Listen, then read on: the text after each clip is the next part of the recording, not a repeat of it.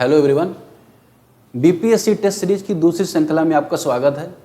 इसमें हम हिस्ट्री से संबंधित सभी एमसीक्यू पर डिस्कस करेंगे, साथ ही जो रिलेवेंट फैक्ट है उसके बारे में भी चर्चा करेंगे। ये प्रश्न ना सिर्फ बीपीएससी, इवन इससे इतर यूपीपीसीएस या यूपीएससी से भी संबंध रखते हैं। पहले प्रश्न पर हम चर्चा करें, जो प्रश्न क्रमांक 62 है। इसमें पूछ रहा है कि निम्नलिखित कथनों पर विचार कीजिए। तो पहला स्टेटमेंट है, पावना विरोध या विद्रोह 1873-76 में बंगाल के पावना जिले में हुआ था। अब इसे देखना है सही है या नहीं है। दूसरा, पावना आंदोलन के प्रमुख नेता ईशान चंद्र राम, केशव चंद्र राम व शंभूपाल थे। तीसरा स्टेटमेंट कह रहा है, इसमें प्रमुख नारा दिया गया था, हम महारानी और सिर्फ महारानी की रैयत होना चाहते हैं। अब उपरोक्त कथन में से असत्य कथन छांटना है यहाँ पे। तो यहाँ पे ये ध्यान रखना है कि असत्य कथन के बारे में चर्चा करनी है। ऑप्शन कह रहा है पहला और तीसरा, वहीं दूसरा ऑप्शन दूसरा और तीसरा, तीसरे में 1, 2, 3, चौथे में इनमें से कोई नहीं। अब यहाँ पर आप देखेंगे कि जो पावना विद्रोह है, जो जमींदारों के खिलाफ हुआ था, उसमें जो तिथि समय है वो सही 1873-76 के बीच हुआ था और बंगाल के पावना जिले से ही संबंधित है। इसका मतलब पहला स्टेटमेंट इसका सही है। वहीं जो प्रमुख नेता ईशान चंद्र राम और केशव चंद्र राम भी से संबंधित थे, ये भी स्टेटमेंट सही है। ईशान चंद्र राम को विद्रोही राजा के रूप में भी जाना जाता है, विद्रोही राजा भी कहा जाता है।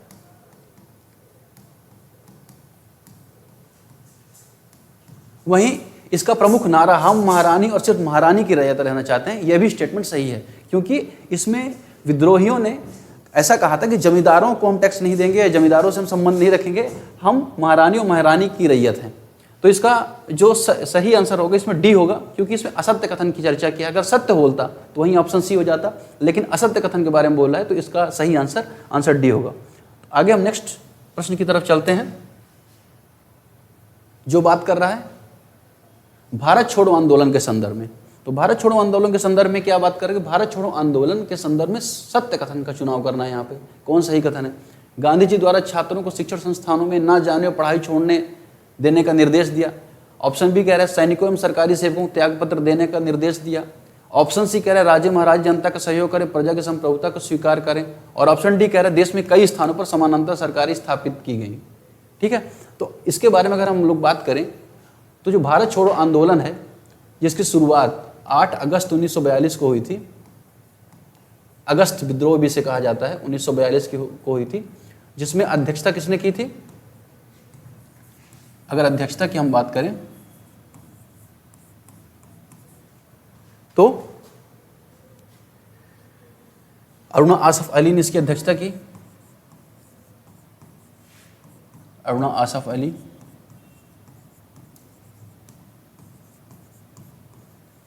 साथ ही इसमें नारा दिया गया करो या मरो का, गांधी जी द्वारा, करो या मरो। और यह अधिवेशन कहाँ हुआ था? यह अधिवेशन बंबई में हुआ था। बंबई में अधिवेशन हुआ था इसका। बंबई के ग्वालियर टैंक मैदान में इसका कांग्रेस का अधिवेशन होता है, जहाँ पर भारत छोड़ो आंदोलन की शुरुआत की जाती है। और इसके बाद ऑपरेशन 0 आवर के तहत बहुत सारे नेताओं को गिरफ्तार किया जाता है, गांधी जी को भी गिरफ्तार किया जाता है और गांधी जी को आगा खां पैलेस में रखा जाता है। तो ये हमने देखा इससे संबंधित। इसके अलावा ये जो नारा था, ये नारा किसने दिया? तो नारा दिया था यूसुफ मेहर अली ने। यूसुफ मेहर अली ने।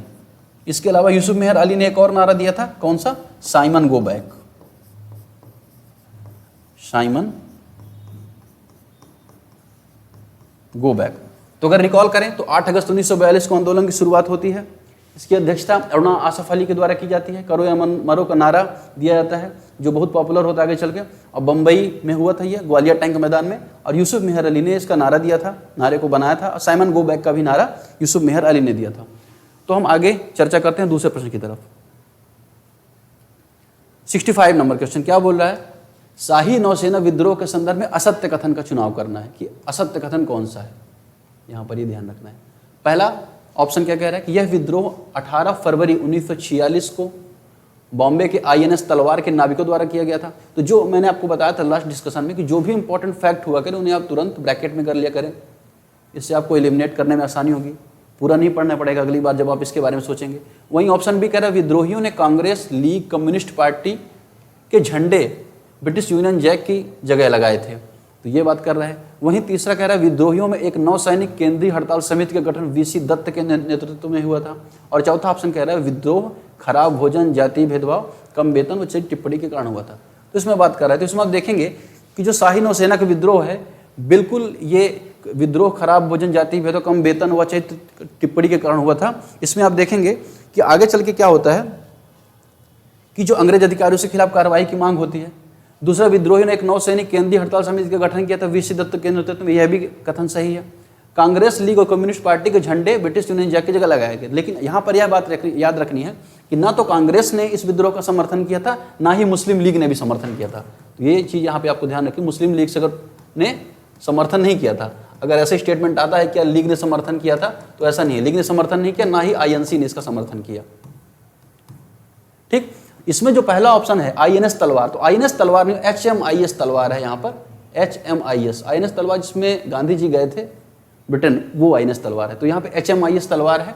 एचएमआईएस तलवार के नाविकों द्वारा या नौसैनिकों द्वारा इसका विद्रोह हुआ था। इसके अलावा और क्या इसमें देख सकते हैं, इसके अलावा इसमें अब विद्रोह को समाप्त कैसे किया गया, तो जिन्ना और सरदार पटेल के प्रयासों से। तो आप देखेंगे जिन्ना के प्रयास, जिन्ना व सरदार पटेल के प्रयासों से इस विद्रोह को समाप्त किया गया। तो इस तरह से हमने देखा कि इसका जो सही आंसर है, सही आंसर इसका बी।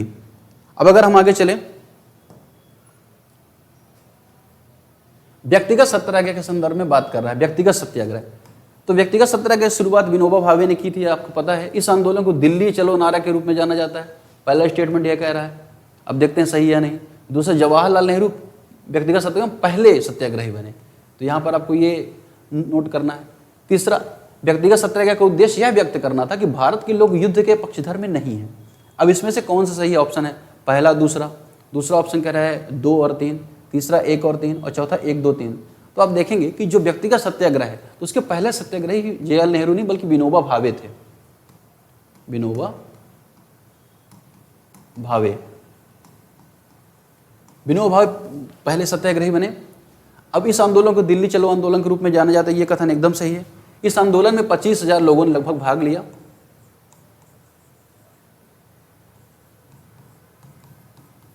इसके अलावा जो प्रथम सत्याग्रही थे वो आपने देख लिया विनोबा भावे थे। जो दूसरे सत्याग्रही थे वो थे जेएल नेहरू, जवाहरलाल नेहरू।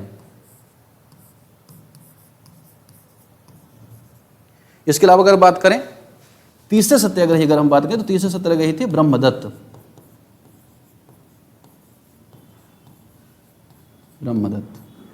तो इस तरह से आपने ये देखा कि दिल्ली चलो आंदोलन के नाम से भी इसे जाना जाता है। विनोबा भावे ने इसकी शुरुआत की और पहले सत्याग्रही रहे, दूसरे सत्याग्रही जेएल नेहरू रहे और तीसरे सत्याग्रही ब्रह्मदत्त रहे। इसके अलावा अगर कुछ और फैक्ट देखें तो विनोबा भावे ने सर्वोदय की शुरुआत की, सर्वोदय का नारा दिया, सर्वोदय की शुरुआत की। और क्या किया, और इसके अलावा देखिए जो भूदान आंदोलन है 1951 में, 1951 भूदान आंदोलन की शुरुआत विनोबा भावे ने की।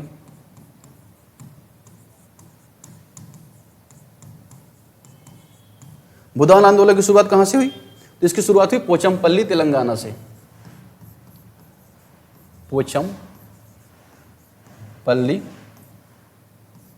तेलंगाना। इसके अलावा 1957 में ही इनको, यहां पे देखें 1957 इनको रेमन मैग्सेस पुरस्कार भी मिलता है, रेमन मैग्सेस पुरस्कार सम्मानित किया गया। और बाद में इन्हें 1983 में भारत रत्न भी मिलता है, भारत रत्न। तो आपने देखा कि व्यक्तिगत सत्याग्रह से यह प्रश्न शुरू हुआ और विनोबा भावे की पूरी जीवन यात्रा तक चला। व्यक्तिगत सत्याग्रह में आपने देखा इसे दिल्ली चलो आंदोलन के रूप में जाना भी जाता है। जेएल नेहरू नहीं बल्कि विनोबा भावे रहे। हालांकि दूसरे जो सत्याग्रही रहे वो जवाहरलाल नेहरू रहे, तीसरे सत्याग्रही ब्रह्मदत्त रहे। विनोबा भावे के बारे में हमने देखा कि उन्होंने सर्वोदय की शुरुआत की, 1951 में भूदान आंदोलन की भी शुरुआत की पोचमपल्ली से, तेलंगाना से, और 1957 में उन्हें रेमन मैग्सेस पुरस्कार मिला और 1983 में भारत रत्न से भी उन्हें सम्मानित किया गया। हाल ही में जो रेमन मैग्सेस मिला था वो किसे मिला था, आप लोग कमेंट कर सकते हैं। अब हम नेक्स्ट प्रश्न की तरफ चलते हैं। अगला प्रश्न कह रहा है कि निम्नलिखित घटनाओं में कालानुक्रम पर व्यवस्थित करना है, टाइम पीरियड के आधार पर इनको लगाना है। पहला है, पहली घटना किसके बारे में, अमृतसर घटना, जलियांवाला बाग जिसकी बात कर रहा है। दूसरा चौरा चौरी घटना, तीसरा है चंपारण और चौथा है मोपला विद्रोह। अब इसके बारे में ऑप्शन बात कर रहा है कि पहला ऑप्शन कह रहा है ABCD, दूसरा ऑप्शन BACD, तीसरा ऑप्शन CADB और चौथा ऑप्शन CABD। इसके बारे में बात कर रहा है। तो आप देखेंगे जो अमृतसर की घटना है कब हुई, 13 अप्रैल 1919 को हुई थी, 13 अप्रैल 1919 को हुई। ठीक, जलियांवाला बाग में यह घटना हुई। उसके अलावा चंपारण सत्याग्रह कब हुआ, 1917 में हुआ। चंपारण सत्याग्रह कब 1917 में हुआ। इसके अलावा चौरा चौरी घटना आपको पता है कि चौरा चौरी घटना कब हुई, 1922 के आसपास होती है।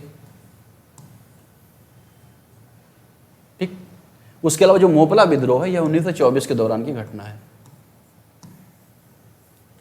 तो अब इसका सही क्रम क्या होगा, सबसे पहले आ जाएगा चंपारण सत्याग्रह, सी ऑप्शन, तो सी यहाँ भी है यहाँ भी है। उसके बाद कौन सा ऑप्शन आता है 1919, तो सी के बाद ए आना चाहिए, ए भी यहाँ है, यहाँ दोनों जगह है, और बी और डी आता है। तो जहाँ पर बी है चौरा चौरी घटना जो गोरखपुर में 1922 में हुई थी, जिसके बाद गांधी जी ने आंदोलन को स्थगित कर दिया था, वह 1922 में होती है। और उसके बाद मोपला विद्रोह 1924 में होता है। तो इसका सही आंसर क्या होगा, सी, ए, बी और डी। तो CABD उसका सही आंसर होगा डी। अब हम अगले प्रश्न की तरफ चलते हैं। अगला प्रश्न बात कर रहा है कि निम्नलिखित में से किसने 1946 में लाल किले में आजाद हिंद फौज के सिपाहियों के प्रसिद्ध मुकदमे की पैरवी की थी। तो आजाद हिंद फौज के बारे में हमने पिछले टेस्ट में डिस्कशन किया था, जिसमें रास बिहारी बोस, सुभाष चंद्र बोस, इनका महत्वपूर्ण योगदान था। इसके अलावा जब आजाद हिंद फौज के जब सैनिक गिरफ्तार होते हैं तो उन सैनिकों पर मुकदमा चलता है, और उस मुकदमे की पैरवी के बारे में प्रश्न पूछ रहा है। दिल्ली मुकदमा चलता है, किसने की, तो यहाँ पर ऑप्शन दे रहा है। पहला ऑप्शन है भूला भाई देसाई ने, TV सप्रू ने, तीसरा ऑप्शन कैलाशनाथ काटजू, चौथा ऑप्शन अरुणा आसफ अली और पांचवा ऑप्शन JL नेहरू। तो इसका सही आंसर होगा ऑप्शन डी, सभी ने इनकी पैरवी की थी। अब हम अगले प्रश्न की तरफ चलते हैं। अगला प्रश्न बात कर रहा है कि लोगों के मध्य व्यापक पैमाने पर चरखों को वितरण करने का निर्णय किसके द्वारा लिया गया था। यह बात कर रहा है कि लोगों के मध्य चरखे को वितरण करने का निर्णय किसके द्वारा लिया गया था। पहला ऑप्शन क्या कह रहा है, 1919 में कांग्रेस कार्य समिति द्वारा। दूसरा ऑप्शन बात कर रहा है 1921 में अखिल भारतीय कांग्रेस समिति द्वारा। तीसरा ऑप्शन कह रहा है दांडी मार्च के प्रारंभ में महात्मा गांधी द्वारा, और चौथा ऑप्शन कह रहा है 1947 में अखिल भारतीय कांग्रेस समिति द्वारा। इसका सही आंसर होगा इसका बी। 1921 में जो कांग्रेस की बैठक होती है INC की, तो हसरत मोहानी इसकी अध्यक्षता करते हैं, हसरत मोहानी। और इसी दौरान यह प्रस्ताव आया कि जो चरखा है इसका व्यापक पैमाने पर उपयोग होना चाहिए। अब अगर इसके बारे में, इसके इतर अगर हम बात करें, कुछ और प्रमुख आंदोलन की बात करें, जैसे कुछ और प्रमुख कांग्रेस की बैठकों की बात करें, 1921 में तो बैठक होती है अहमदाबाद में, 1921 की बैठक अहमदाबाद में होती है, अहमदाबाद। इसके अलावा अगर हम देखें 1922 में गया अधिवेशन होता है, गया अधिवेशन होता है, गया अधिवेशन, इसकी अध्यक्षता CR दास ने की थी, CR दास। इसके अलावा 1924 में बेलगाम अधिवेशन होता है, बेलगाम अधिवेशन, जिसकी अध्यक्षता, एकमात्र अधिवेशन जिसकी अध्यक्षता गांधी जी ने की, गांधी जी ने अध्यक्षता की। फिर अगर हम देखें 1925 में अधिवेशन होता है, ठीक, उसमें अध्यक्षता कौन करती, सरोजिनी नायडू करती हैं, पहली भारतीय महिला जिन्होंने कांग्रेस INC की अध्यक्षता की थी। और इसके अलावा 1929 में अधिवेशन होता है, लाहौर अधिवेशन की बात अगर हम करें,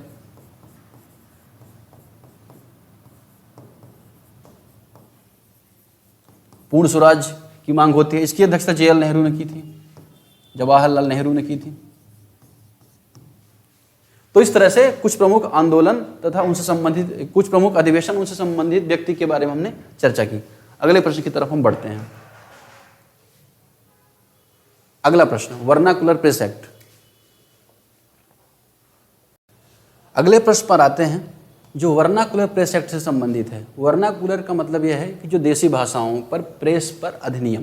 तो वर्नाकुलर प्रेस एक्ट के बारे में सही कथन चयन करने की बात कर रहा है। पहले स्टेटमेंट कह रहे हैं इसे लॉर्ड लिटन द्वारा अधिनियमित किया गया। दूसरी स्टेटमेंट, इसे गैंगिंग अधिनियम के रूप में भी जाना जाता है। तीसरा, इस अधिनियम को लॉर्ड रिपन ने निरस्त किया था। और उपरोक्त में से कौन सा सही है, केवल 2, 3, केवल 1, 1, 2, 3 या 1 और 2, इसके बारे में बात कर रहा है। तो इसका जो सही आंसर होगा इसका C, vernacular press act Lord Lytton के द्वारा जो भारतीय या देसी भाषाओं में जो समाचार पत्र प्रकाशित होते थे उनके संदर्भ में लाया गया था। और इसी के कारण एक पत्र था अमृत बाजार पत्रिका, अमृत बाजार पत्रिका, जो रातों रात इंग्लिश में छपने लगा था। तो समय समय पर अंग्रेजों द्वारा व गवर्नर जनरल द्वारा पत्रों पर सेंसरशिप संबंधी अधिनियम लाते जाते रहे। जैसे सबसे पहले 1799 में अगर हम देखें तो कार्नवालिस के टाइम पर प्रेस पर सेंसरशिप अधिनियम आया था, जिसे बाद में लॉर्ड हेस्टिंग ने हटाया था। फिर आगे चल के देखें तो 1823 के आसपास लाइसेंस रेगुलेशन आया, अधिनियम 1823 लाइसेंस या रेगुलेशन संबंधी अधिनियम आया। इसके अतिरिक्त आप देखें मेटकॉप का जो प्रेस एक्ट आता है 1835 में आता है, मेटकॉप प्रेस अधिनियम, मेटकॉप का प्रेस अधिनियम 1935 में आता है।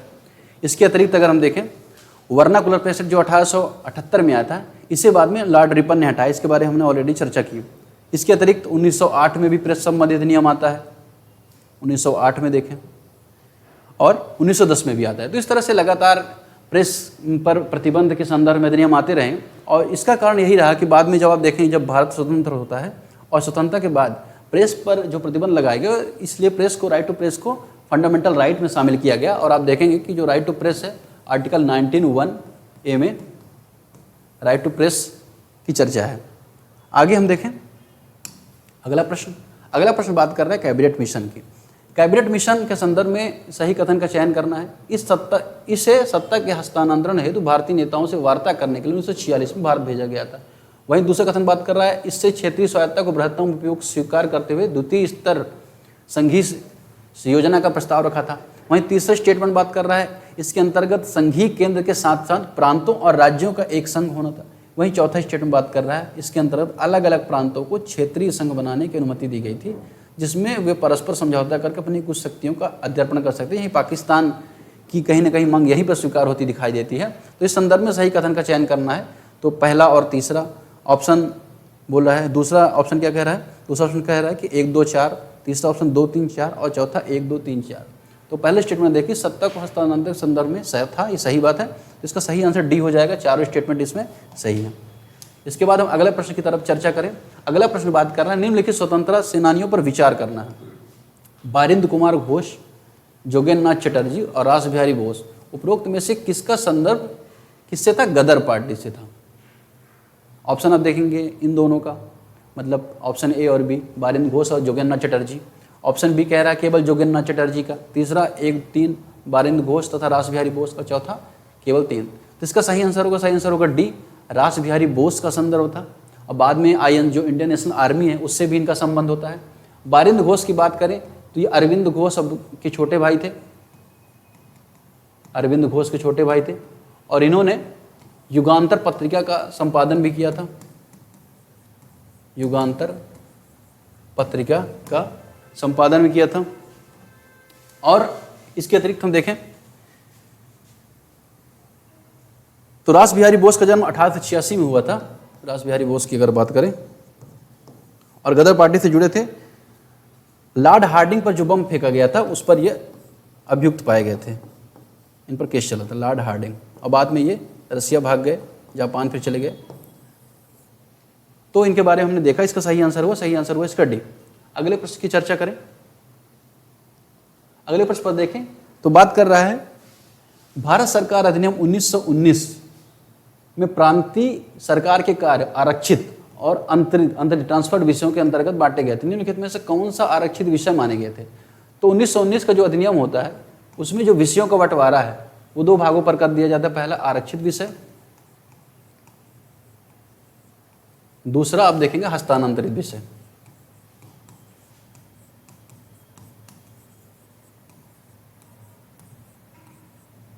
आरक्षित विषय जो ब्रिटिश थे उनके हाथ में थे, ब्रिटिशर्स के हाथ में थे। हस्तांतरित विषय जो भारतीय नेता थे उनके हाथ में थे। अब जाहिर सी बात है जो आरक्षित विषय होंगे जो ब्रिटिशर्स के हाथ में होंगे उनमें महत्वपूर्ण विषय आ जाएंगे। तो कौन से विषय आ जाएंगे? जैसे आप देखेंगे वित्त का हो, लॉ एंड ऑर्डर का हो, न्याय प्रशासन की बात करें, इसके अतिरिक्त सिंचाई, तो सिंचाई यहाँ पे इंपॉर्टेंट है। सिंचाई यहाँ पे कन्फ्यूजन होता है सिंचाई से कि सिंचाई हस्तांतरित तो पार्ट नहीं था, तो ऐसा नहीं है। सिंचाई जो है वो भी आरक्षित विषय का पार्ट था। वहीं हस्तांतरित में देखें कृषि है, मत्स्यन है, वह छोटे छोटे जो गांव संबंधित उद्योग है वो सारे आते थे। इसमें शिक्षा, स्वास्थ्य, ये सब भी आते हस्तांतरित में आते थे। अब प्रश्न की बात करें तो प्रश्न में बोल रहा है कि कौन कौन से आरक्षित विषय मानेंगे। तो न्याय प्रशासन मैंने देखा, आपने देखा कि न्याय प्रशासन है यहाँ पे, तो जाहिर सी बात है पहला आ जाएगा। तो पहला ऑप्शन या तो ये या इसमें से होना। स्थानीय सुशासन, अब देखिए स्थानीय सुशासन कहीं ना कहीं जिम्मेदारियों वाला विषय था, जहाँ ज़्यादा शक्ति या नेताओं के हाथ में नहीं होती थी। तो ये जो विषय है हस्तांतरित सूची में डाले गए थे। तो ऑप्शन 2 है जो एलिमिनेट हो जाएगा। तो ये भी नहीं आएगा, ये भी ऑप्शन नहीं होगा, ये भी नहीं होगा। इसका सही आंसर हो जाएगा 1, 3 और 4। अब अगले प्रश्न पर हम चर्चा करते हैं। अगला प्रश्न चर्चा कर रहा है कि राष्ट्रीय आंदोलन में समाजवादी प्रवृत्तियों के उभार के कारण आचार्य नरेंद्र देव और जयप्रकाश नारायण के नेतृत्व में 1934 में कांग्रेस सोशलिस्ट पार्टी की नींव पड़ी। दूसरा स्टेटमेंट बात कर रहा है 1936 में जवाहरलाल नेहरू ने कांग्रेस से समाजवाद को अपने लक्ष्य के रूप में स्वीकार करने तथा किसानों और श्रमिक वर्ग से जुड़ने का आग्रह किया। उपयुक्त में से कौन सा कथन सही है? तो आप देखेंगे पहला कथन है, दूसरे में केवल 2, तीसरे में 1 और 2, चौथे में ना तो 1 ना तो 2। तो इसका सही आंसर होगा ऑप्शन सी। पहला भी कथन सही है और दूसरा भी कथन सही है। जवाहरलाल नेहरू भारत के बहुत बड़े समाजवादी नेता थे और भारत में आगे भी चल के आप देखेंगे जो समाजवादी तत्व जो लागू किया गया 42वें संविधान 1976 से, तो कहीं ना कहीं जवाहरलाल नेहरू के जो विचार थे और शासन व्यवस्था का जो एक दृष्टिकोण था उसकी छवि उसमें दिखाई देती है।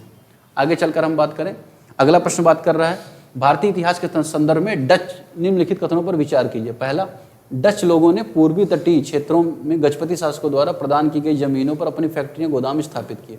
दूसरा, अल्फांसो दी अल्बुकर्क ने बीजापुर सल्तनत से गोवा को छीन लिया।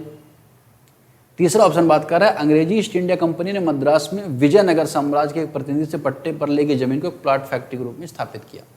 तो इसमें सही कथन का चयन करने की बात है, केवल 1 और 2, 2 और 3, 1 और 3, 1, 2 और 3। तो इसमें जो पहला ऑप्शन है ये गलत है। दूसरा ऑप्शन देखेंगे अल्फांसो दी अल्बुकर्क ने बीजापुर सल्तनत कब छीन लिया था, तो आप देखेंगे 1510 में इसने बीजापुर से गोवा को छीन लिया था। ये ऑप्शन सही है, तो दूसरा सही हो जाएगा। तो दूसरा सही हो जाएगा, तो पहला तो आपने देख लिया कि पहला ऑप्शन गलत है। यहाँ पे पहला ऑप्शन गलत है, तो ये और ये तीनों एलिमिनेट हो जाएंगे। तो ऑप्शन 20 का सही आंसर होगा। आगे हम बात करें अगले प्रश्न की। अगले प्रश्न बात करें तो किसके राज्य में ये कल्याण मंडप है? कल्याण मंडप है, तो यहाँ पे लिख लेते हैं कल्याण मंडप की रचना मंदिर निर्माण एक विशिष्ट अभिलक्षण थी। तो चालुक्य, चंदेल, राष्ट्रकूट, विजयनगर। तो देखिए विजयनगर साम्राज्य में कल्याण मंडप की चर्चा, ये यूपीएससी में भी आया हुआ है ये प्रश्न, कल्याण मंडप। अब इनके बारे में अगर हम देखें तो विजयनगर की स्थापना किसने की थी? हरिहर व बुक्का ने की थी। हरिहर व बुक्का। 4 वंश यहां पर दिखाई देते हैं, संगम वंश, सालू वंश, तुलुभ वंश व आर्यविडु वंश। तो 4 वंश विजयनगर में दिखाई देते हैं, जहां पे आप देखेंगे इसमें प्रमुख शासक के रूप में कृष्णदेवराय का उभार होता है। इन्हें आंध्र सातभोज भी कहा जाता है, कृष्णदेवराय। और इन्हीं के टाइम पर डोमिंगो पायस भारत आया था, इनके साथ इनके राज्य में आया था डोमिंगो पायस। तो विजयनगर के बारे में आपने देखा। विजयनगर के अतिरिक्त हम चर्चा करें, चंदेल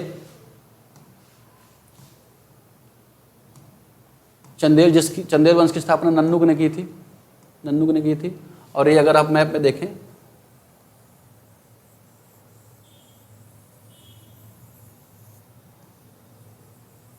तो ये वाला जो क्षेत्र है बघेलखंड और बुंदेलखंड के क्षेत्र में चंदेल वंश का शासन था,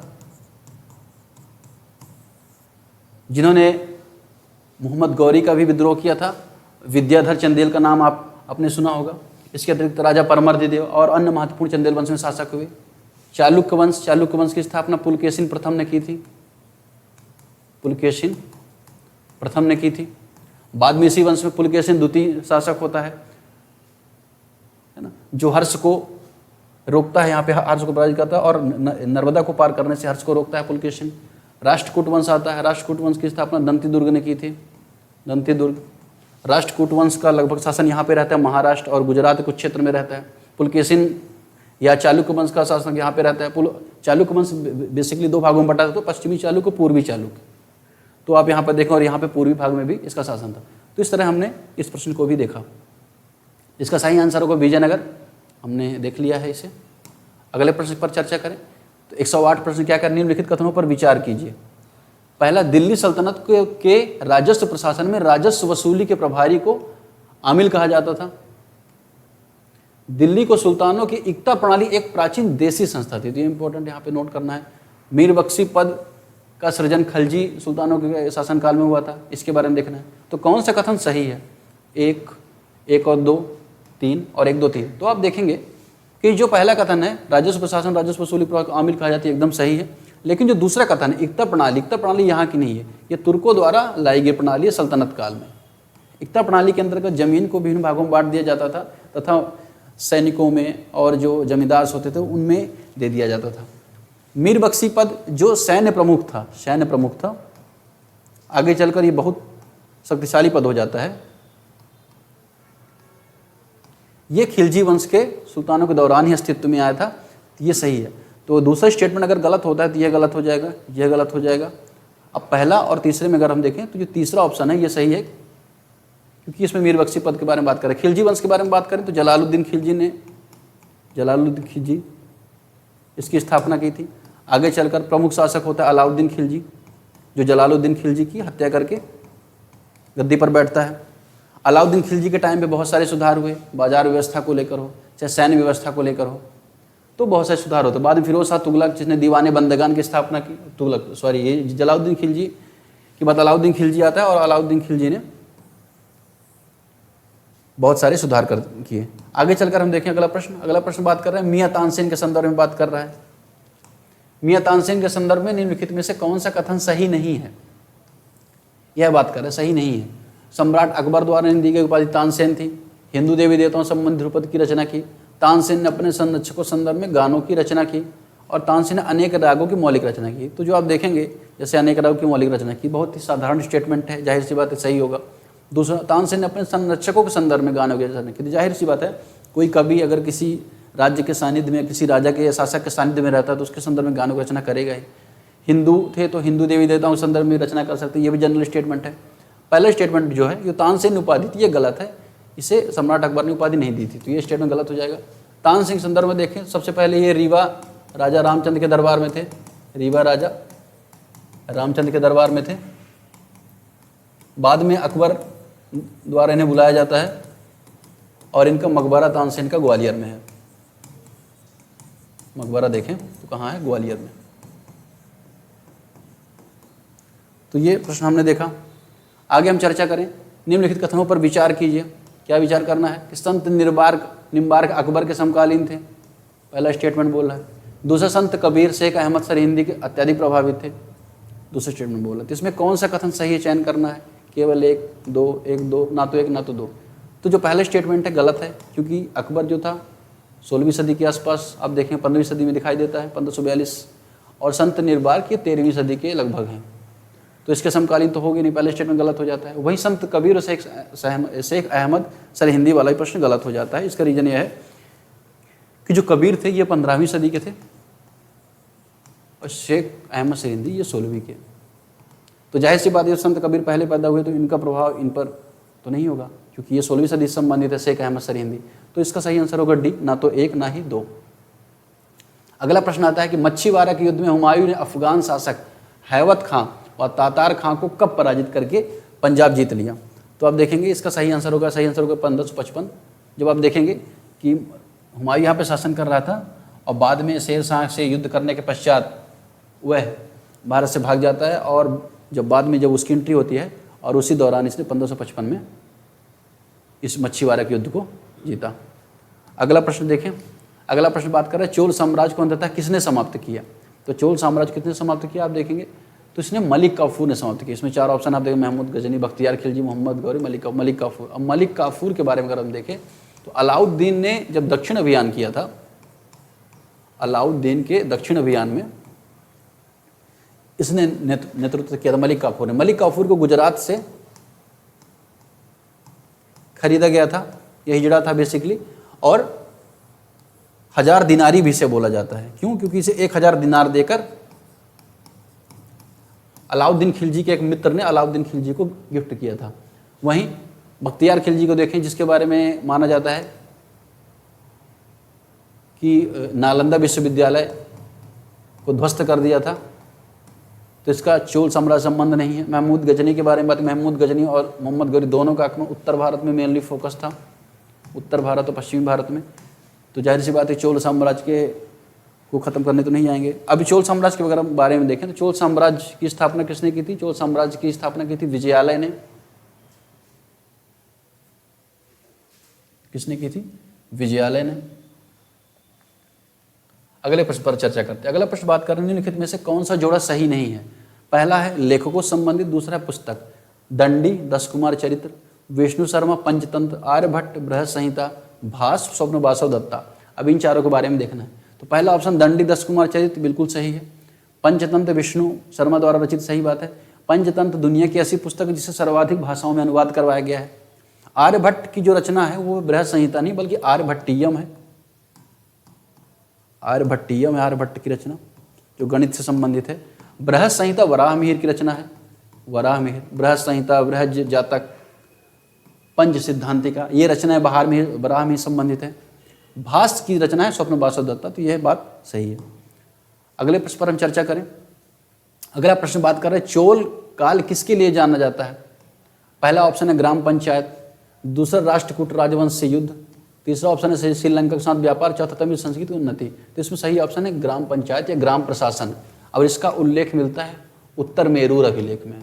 उत्तर मेरूर अभिलेख, कई बार इसे विभिन्न स्टेट सिविल सर्विसेज में पूछा गया है प्रश्न है, जहाँ पे ग्राम प्रशासन की व्यवस्था थी उसके बारे में चर्चा होती है कि ग्राम में किस तरह से चुनाव होता था। बहुत सारी संस्थाएं हैं, एडुबारियम, टोरबारियम, ऐसी बहुत सारी संस्थाएं हैं जिसके बारे में यहाँ पे चर्चा होती है। इसके अतिरिक्त आप देखेंगे जो यहाँ पे चुनाव की व्यवस्था लॉटरी सिस्टम था। तो इस तरह से जो व्यवस्थित चुनाव व्यवस्था है उसके बारे में चोल काल जाना जाता है। अगला प्रश्न है दिल्ली सल्तनत के दौरान मुकद्दम और चौधरी पद का इस्तेमाल किन के लिए किया जाता था? मुकद्दम और चौधरी पद का इस्तेमाल किन के लिए किया जाता था? पहला ऑप्शन गांव के सरपंच, राजस्व अधिकारी, गांव के लेहकार, उपयुक्त में से एक से अधिक। तो जो छोटी इकाइयां गांव के सरपंच और राजस्व अधिकारी, इन दोनों संबंधित है मुकद्दम एवं चौधरी का संबंध। अगले प्रश्न पर देखिए भारतीय मंदिरों में भव्य गोपुरम को जोड़ने का श्रेय निम्नलिखित में से किस शासक को दिया जाता है? तो ये चर्चा करना है कि जो गोपुरम इसका श्रेय किसे दिया जाता है। तो आप देखेंगे इसका सही आंसर हो कृष्णदेव राय को गोपुरम। आप देखें जो साउथ के मंदिर हैं खासतौर पर आप देखेंगे तो वहाँ पे मंदिर में प्रवेश के पहले ही बहुत बड़े एक गेट की तरह बना होता है, ऐसे आप देखेंगे, तो जिसे गोपुरम बोला जाता है। तो इसका श्रेय कृष्णदेव राय को जाता है। अगला प्रश्न 117 यह बात कर रहा है सूची 1 और सूची 1 मिलान की बात कर रहा है। क्या बात कर रहा है कि सूची 1 में देखिए जो पुस्तकें हैं और सूची 2 में दिया हुआ है किस विषय संबंधित है। पहला है मिरात सिकंदरी, पहला ऑप्शन बंगाल का इतिहास, बुरहान माशिर, रियाज उस सलातिन और रियाज उल इंशा। वहीं आप विषय देखेंगे तो बहमनी के अहमदनगर का इतिहास, महमूद गवाह के पत्रों का संग्रह, गुजरात विजय। इसमें बात कर रहा है। तो इसका सही आंसर क्या होगा? इसका सही आंसर होगा बी। इसका मतलब जो मिरात सिकंदरी है उसका संदर्भ गुजरात विजय से है। वहीं बुरहान माशिर बहमनी व अहमदनगर के इतिहास के बारे में बताता है। रियाजुल सलातीन बंगाल के इतिहास का वर्णन करता है। वहीं रियाजुल इंशा वो क्या है? महमूद गवाह के पत्रों का संग्रह है। इसके बारे में आपने देखा। अगला प्रश्न बात कर रहा है प्राचीन काल में भारत पर आक्रमणों के संदर्भ में निम्नलिखित में से कौन सा सही काल अनुक्रम है? पहला बात कर रहा है शक, यूनान, कुषाण, दूसरा यूनानी शक कुषाण, शक कुषाण यूनानी और यूनानी कुषाण शक। तो आप जानते हैं कि सिकंदर का सबसे पहले आक्रमण होता है, सिकंदर यूनानी था। तो सिकंदर का आक्रमण हुआ तो जाहिर सी बात है कि सबसे पहला तो आक्रमण यूनानियों का होगा। ठीक, अब दूसरा इसमें भी यूनानी है। अब उसके बाद किसका आक्रमण हुआ? तो उसके बाद होता है शकों का आक्रमण। ठीक, फिर होता है कुषाण का। कुषाण में आप देखें जो प्रमुख शासक था कुजुल कटफिसस, जिसने सर्वाधिक सिक्के भी चलाए, भीम कटफिसस ने सर्वाधिक सिक्के भी चलाए। तो जो कुषाण वंश है ये तीसरे क्रम में आएगा, शक दूसरे क्रम में आएगा और यूनानी पहले क्रम में आएगा। अगर हम ये कब हो रहा है ये आप देखें जो मौर्योत्तर काल है उस दौरान शक और कुषाण का आगमन हो रहा है। इसमें सबसे पहले इंडो ग्रीक्स आते हैं, हिंदिया वंजने बोले जाते हैं, फिर शक आते हैं, हूण आते हैं, कुषाण आते हैं। यूनान का आक्रमण, जो यूनानी आक्रमण है, ये कब हो रहा है? ये हो रहा है चंद्रगुप्त मौर्य के थोड़ा सा पहले, जब यहाँ पे नंद वंश का शासन था। तो अगर हम इसका कालक्रम देखें तो कालक्रम क्या हो जाएगा? जो यूनानी आक्रमण है ये हो 326 BC में, 326 BC में यूनानी आक्रमण हो रहा है। इसके अतिरिक्त जो शक आक्रमण हो रहा है 1st BC में हो रहा है, पहली शताब्दी बीसवीं। तो इसके बाद आप देखें 200 सालों बाद हो रहा है। वहीं कुषाणों का देखें तो कुषाणों का आप देखेंगे 1st BC से 3 AD, प्रथम शताब्दी BC से ईसा पूर्व से 3री शताब्दी तक ये चल रहा है। तो यूनानी, शक व कुषाण इसका सही आंसर हो जाएगा। अगला प्रश्न बात कर रहा है, निम्नलिखित में से कौन सा फिरोज शाह तुगलक के नागरकोट अभियान के दौरान संग्रहित संस्कृत पुस्तकों का अनुवाद किया? तो किसने किया? अजीजुद्दीन खान, मुल्ला अहमद बाकी, मिर्जा मोहम्मद अली व तालिब अमूली। तो इसका सही आंसर होगा इसका ए, अजीजुद्दीन खान ने। ठीक है। फिरोज शाह तुगलक के बारे में अगर हम देखें तो फिरोज शाह तुगलक ने दीवाने बंदगान की शुरुआत की थी। दीवाने बंदगान जो दासों का विभाग था, सर्वाधिक दास इसी के दरबार में थे। इसके अलावा इसने अस्पताल की शुरुआत की, पेंशन की भी शुरुआत की। तो बहुत सारे सुधार कार्यक्रम भी इसने चलाए। तो इस तरह से आपने देखा कि जो हिस्ट्री के प्रश्न थे उस पर हमने चर्चा की। अब हम नेक्स्ट सेशन में मिलते हैं। धन्यवाद।